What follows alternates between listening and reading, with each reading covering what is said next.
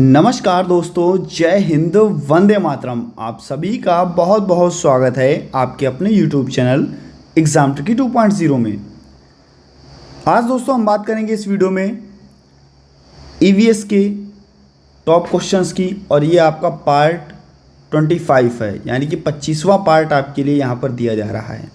अगर अभी तक आपने EVS के और भी पार्ट्स नहीं देखे हैं तो उनको भी देख लीजिएगा। बहुत ही महत्वपूर्ण प्रश्न आपको वहाँ पर देखने को मिलेंगे।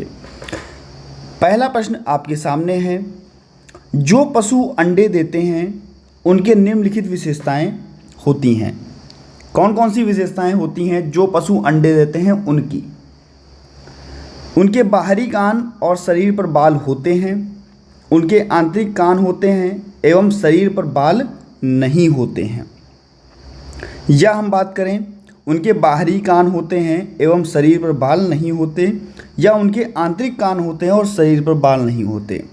अगर हम बात कर ले भैया, जो पशु अंडे देते हैं उनके आंतरिक कान होते हैं एवं शरीर पर बाल नहीं होते हैं, ये ऑप्शन आपका बिल्कुल सही हो जाएगा और आपका बी ऑप्शन यहाँ पर हम सही करते हैं। और नेक्स्ट क्वेश्चन की तरफ हम बढ़ रहे हैं। और नेक्स्ट क्वेश्चन हमारा, ये सभी प्रश्न आपके दिसंबर 2022 का जो एग्ज़ाम हुआ था वहाँ पर पूछे गए प्रश्न हैं। यानी कि दिसंबर में एग्ज़ाम चला, जनवरी में एग्ज़ाम चला, फरवरी में एग्ज़ाम हुआ 6 से 7 दिन, तो वे सभी शिफ्टों में से अच्छे प्रश्न उठाए गए हैं। वीडियो को लास्ट तक ज़रूर देखिएगा और सभी मित्रों तक एक बार वीडियो को शेयर कर दीजिएगा। कह रहा है, पर्वतारोही अपने साथ ऑक्सीजन सिलेंडर ले जाते हैं क्योंकि उन्हें इसकी ज़रूरत होती है। जो पर्वत पर लोग जाते हैं वे अपने साथ में ऑक्सीजन सिलेंडर ले जाते हैं। क्यों ले जाते हैं?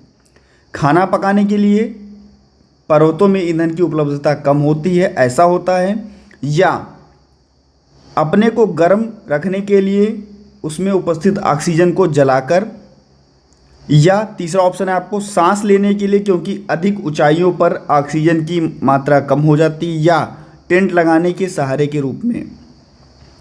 तो अगर दोस्तों हम बात करें, ऑप्शन आपका सी सही होगा।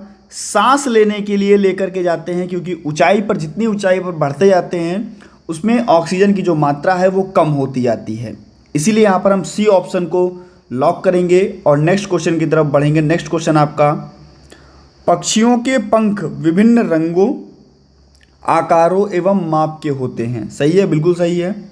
इनके पंख उन्हें उड़ने में सहायता करते हैं।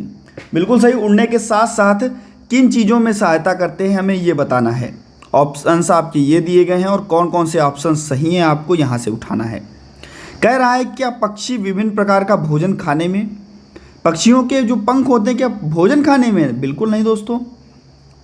उन्हें गर्म रखते हैं, यानी कि जो पंख होते हैं पक्षियों को गर्म रखते हैं। बिल्कुल, ये आपका ऑप्शन सही है। विभिन्न तरीकों से चलने से कोई तात्पर्य नहीं है, पंख से चलेंगे क्यों? उन्हें जल सह बनाने में, यानी कि जब बारिश होती है तो आप लोग देखते होंगे कि अपने पंख खोल देते हैं और नीचे के जो अंडे होते हैं इनके वो बच जाते हैं। तो भैया जल सह बनाने में सहायता करते हैं। तो यहाँ पर आपका बी ऑप्शन जो है वो सही हो जाएगा और आपका डी ऑप्शन जो है वो सही हो जाएगा। तो यहाँ पर आप देख रहे हैं बी और डी आपका ऑप्शन बी में दिया गया है। आशा है दोस्तों सभी के समझ में आ गया होगा। और नेक्स्ट क्वेश्चन आपकी स्क्रीन पर है, जल्दी से इसका आंसर बताइए। राजस्थान का पारंपरिक नृत्य जिसमें घूंघट वाली महिलाएं नृत्यांगनाएं सिर पर 7 से 9 पीतल के घड़ों को संभालती हैं। यानी कि राजस्थान की महिलाएं अपने सिर पर 7 से 9 घड़ों को संभालती हैं और घूंघट वाली महिलाएं होती हैं। कौन सा नृत्य होता है? कालबेलिया, 13 ताली, कत्थक या भवाई? भैया अगर हम कत्थक की बात कर ले, आप सभी को पता है कि ये यूपी का है, ये भी आपका राजस्थान का है, ये भी आपका राजस्थान का है, और ये भी आपका कहाँ का है? ये भी आपका राजस्थान का है। अब बताइए कि घूंघट वाली महिलाएं होनी चाहिए, 7 से 9 पीतल के बर्तन होने चाहिए उनके सर पर, और तब उनका डांस होना चाहिए, उनको संभालती हैं वो। देखिए, कालबेलिया जो होता है वो सांपों से संबंधित होता है, आप सभी को पता है, सपेरों से संबंधित। ठीक है।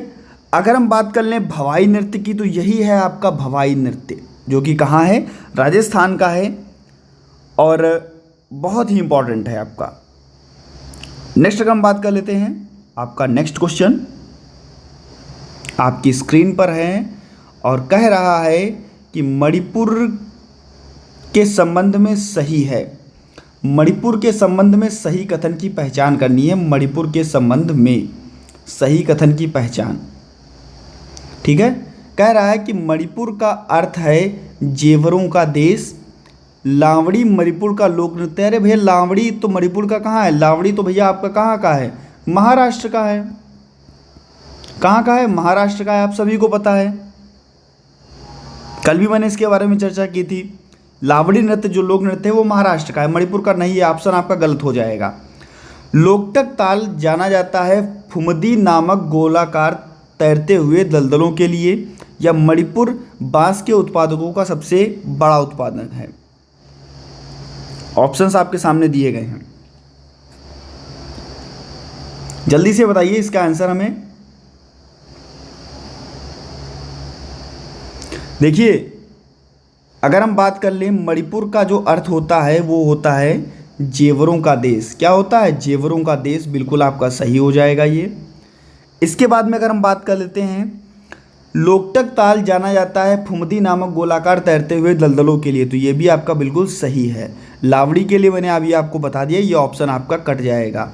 नेक्स्ट हम बात करते हैं, मणिपुर बांस के उत्पादों का सबसे बड़ा उत्पादक है, तो ये भी आपका बिल्कुल सही है। तो ए, सी और डी, ए, सी और डी ऑप्शन बी में आपको मिल रहा है। बी ऑप्शन यहाँ पर बिल्कुल आपका सही हो जाएगा।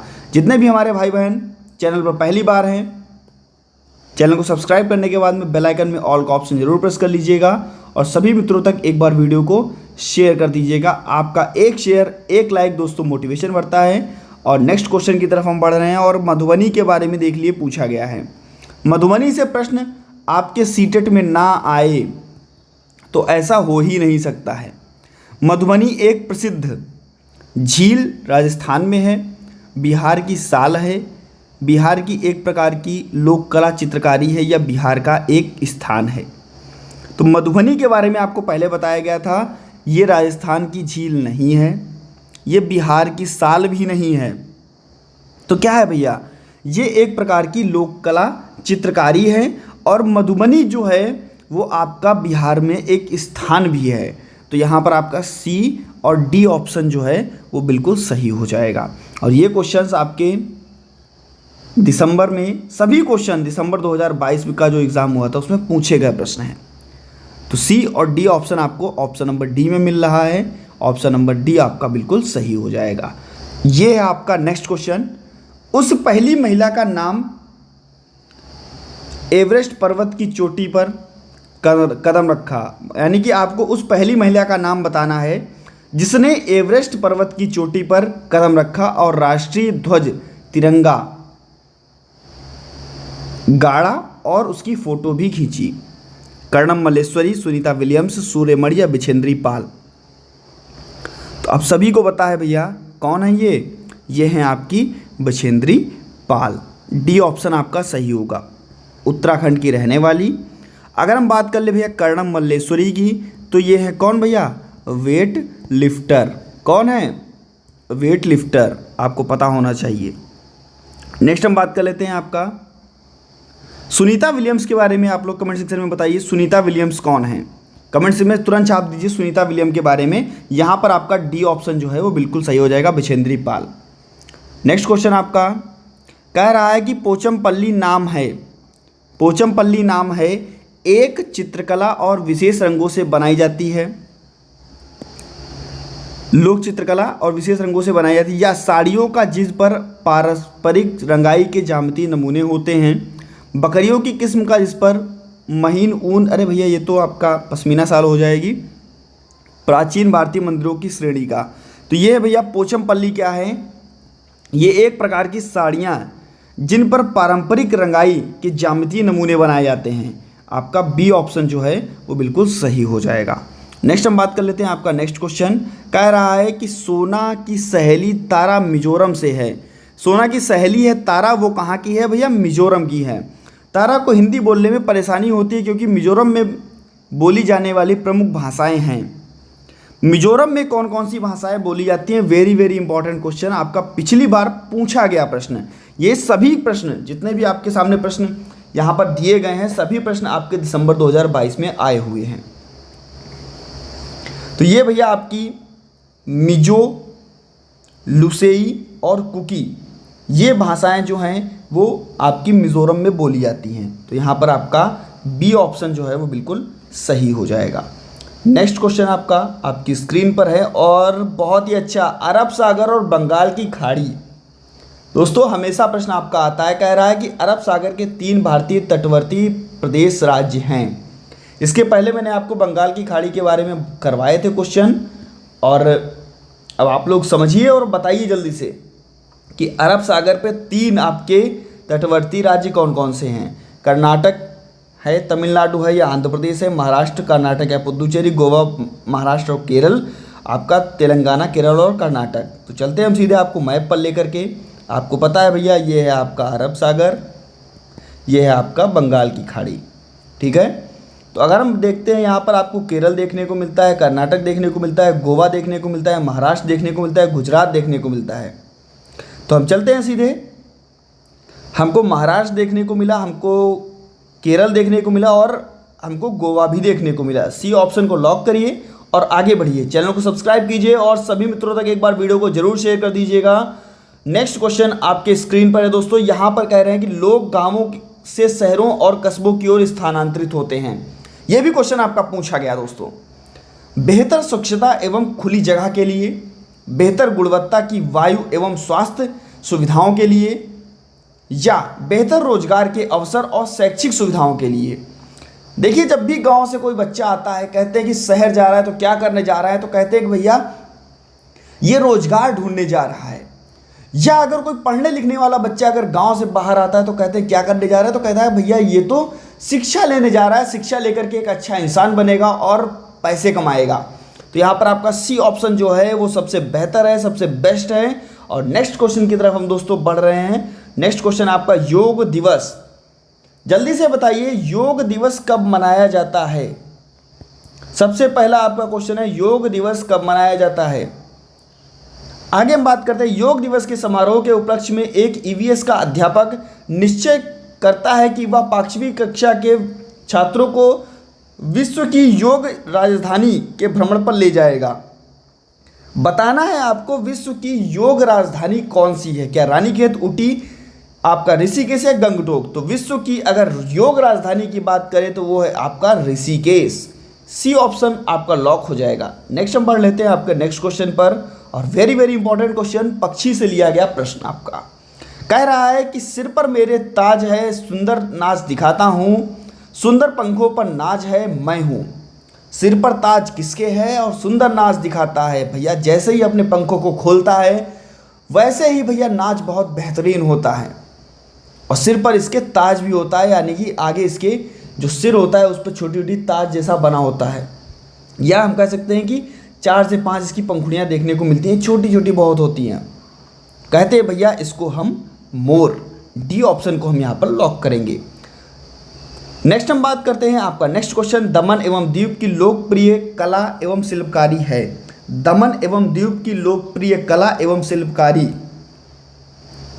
तो भैया अगर हम बात करें दमन एवं दीव, तो यहाँ पर भैया आपका हाथी दांत की शिल्पकारी और शंख की नक्काशी, इसके साथ साथ कछुए के कवच के शिल्पकारी, ये सभी प्रसिद्ध हैं आपके दमन एवं दीव की।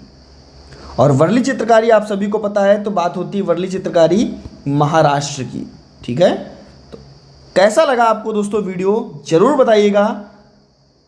लास्ट क्वेश्चन आपके स्क्रीन पर है, जल्दी से बताइए, विटामिनों तथा खनिज लवणों को सूक्ष्म पोषक तत्व कहा जाता है क्योंकि इनको केवल कृत्रिम, अरे भैया क्यों कृत्रिम, क्यों इसको केवल हम कृत्रिम यानी कि जो बनावटी चीज़ें हैं उससे ही हम प्राप्त कर सकते हैं, ऐसा थोड़ी ना है।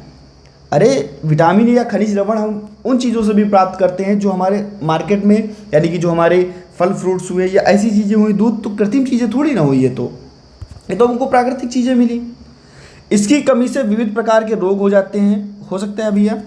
नेक्स्ट हम बात करते हैं, मनुष्यों में इसकी आवश्यकता कम मात्रा में होती है। बिल्कुल यही आपका ऑप्शन सही होगा। सूक्ष्म पोषक तत्व तो कहा जाता है क्योंकि मनुष्यों में इसकी आवश्यकता जो होती है वो कम मात्रा में होती है।